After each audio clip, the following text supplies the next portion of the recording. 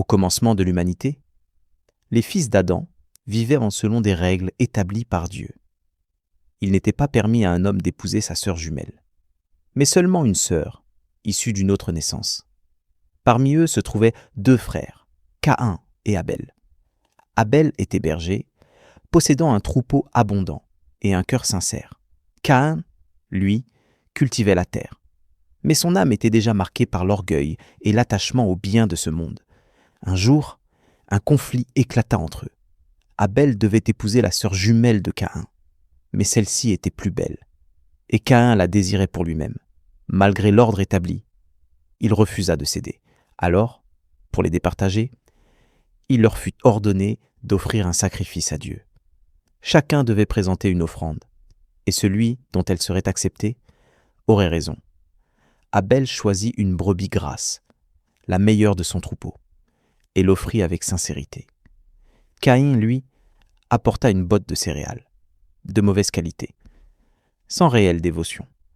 Alors un signe apparut. Un feu descendit du ciel et consuma l'offrande de Caïn. Celle d'Abel resta intacte. Caïn comprit alors que son offrande avait été rejetée. La jalousie envahit son cœur, et il dit à son frère : « Je te tuerai sûrement. » Mais Abel répondit avec foi : « Dieu n'accepte que de la part des pieux.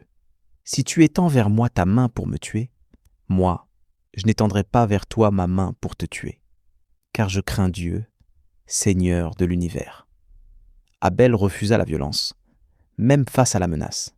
Le temps passa, mais la haine de Caïn ne diminua pas. Une nuit, Abel était sorti faire paître son troupeau et tarda à rentrer. Alors Caïn partit à sa recherche. Il le trouva sur le chemin du retour.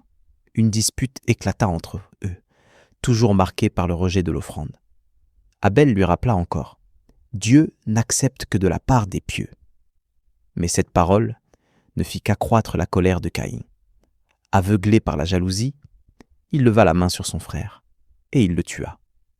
Certains rapportent qu'il le frappa, d'autres qu'il lança une pierre ou qu'il l'étouffa comme une bête sauvage. Mais une chose est certaine, Abel devint la première victime et Caïn le premier meurtrier de l'humanité. Face au corps sans vie de son frère, Caïn resta désemparé.